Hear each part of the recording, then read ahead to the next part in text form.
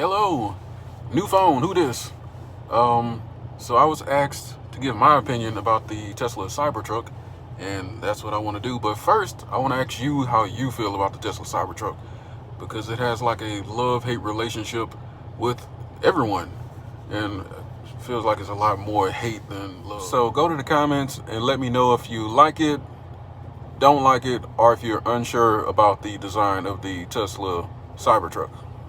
Along with whether you like it or dislike it, or if you're unsure, add in what vehicle you're currently driving and some of your previous vehicles, and maybe there'll be some trends of what people have driven in the past and how they feel about the Tesla Cybertruck.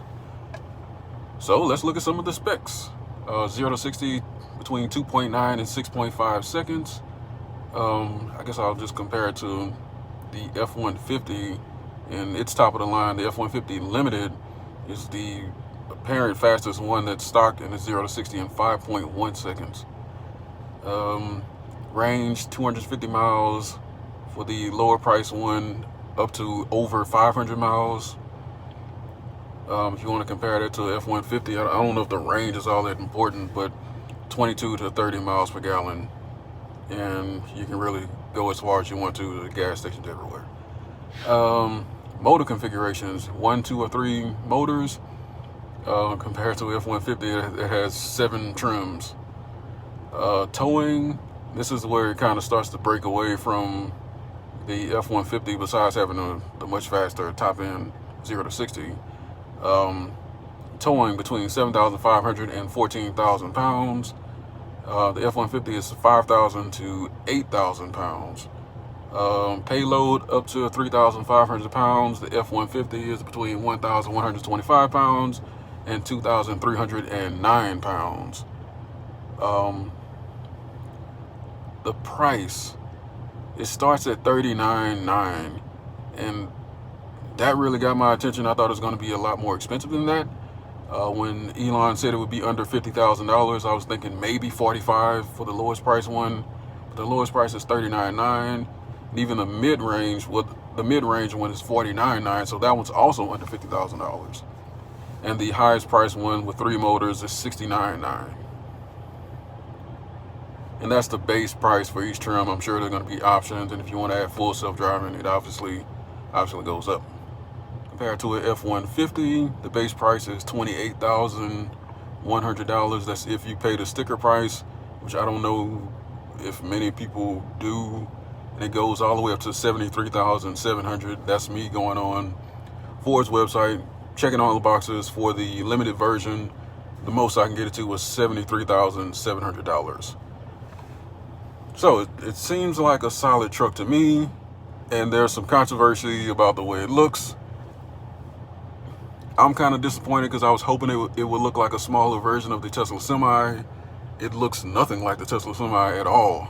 Before I get into my likes and dislikes about the entire event, Tesla, can we do these things a little bit earlier? Because 10 o'clock Central Time is past my bedtime. I gotta wake up in 4 hours, and I barely made it awake. And I'm happy it started on time. That was good. They even did a countdown. It was supposed to start at 10, and I think it was 10:05. The music was playing. That's very unlike Tesla, the Tesla that I know. But my likes, the interior, I really like the interior. It's simple. It appears to have like marble on the dash. That's definitely different. But as far as the truck goes, it looks like it'll be really easy to clean. The 6-seat interior is nice. It does make you question where would the storage go, where the center console normally is. Maybe there's some storage under the seats or something. But I think having 6 seats is a nice feature to have. The interior kind of reminds me of the Model 3, the way the screen is set in the center. And I don't think there was a screen behind the steering wheel. It seems like a very functional vehicle. The bulletproof exterior, the glass that kind of failed the test during the event, but you kind of have to take that with a grain of salt. Like, a lot of people are making fun of that, but in any other car, if that was a person trying to break in, they would have gotten in the car, and Elon wasn't able to break through the glass. So I still kind of see that as a good thing.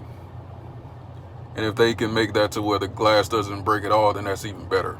And that's even more important to some Tesla owners, because that's kind of the weak spot for the Model S for sure, where people just break into the back glass to look into the trunk, and then they can open the door in that way. My dislikes, the truck looks like a DeLorean on steroids. And a lot of people are having a hard time getting past that. I don't think it's going to be, I don't think they gave us a release date. I can't see it being any sooner than 2 years.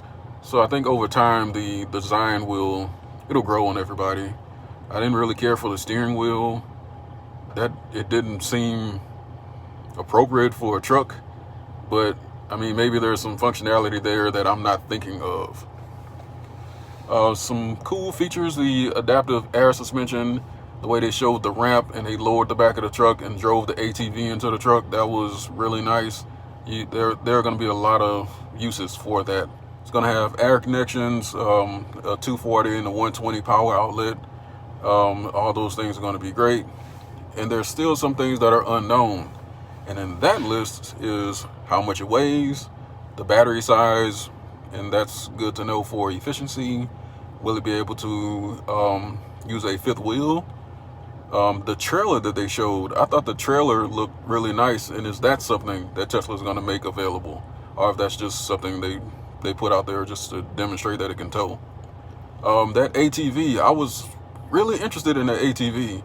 I kind of grew up around go-karts and ATVs when I was little, and when I saw that was probably my favorite thing of the entire demonstration. I would have been much more likely to put down a deposit for that ATV than the trucks. I'm not really a truck guy. I'm saying that speaking from a 18-wheeler truck. Colors. It's my understanding that you can't paint stainless steel. So is this the only color that you can get this truck in? Or are they going to experiment with different types of metal? But with it being bulletproof, I don't know what options they're going to have.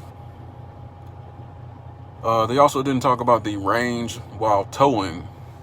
A lot of these prototype vehicles don't have mirrors when they first show them off.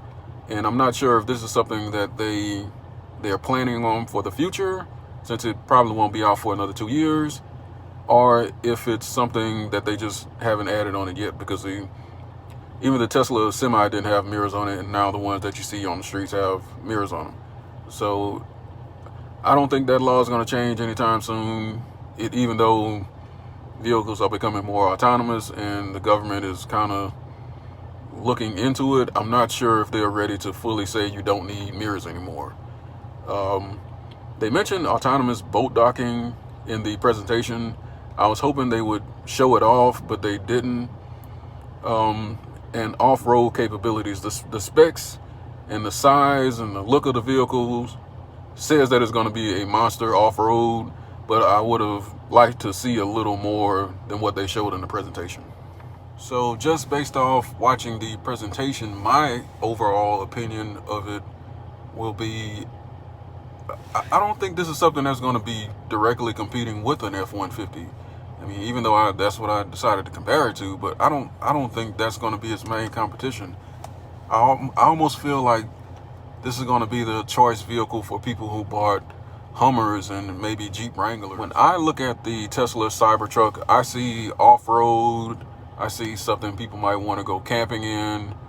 I don't really see it as that work truck, even though it's bulletproof and the glass is practically unbreakable, and it has all the meat and potatoes you would expect from a truck.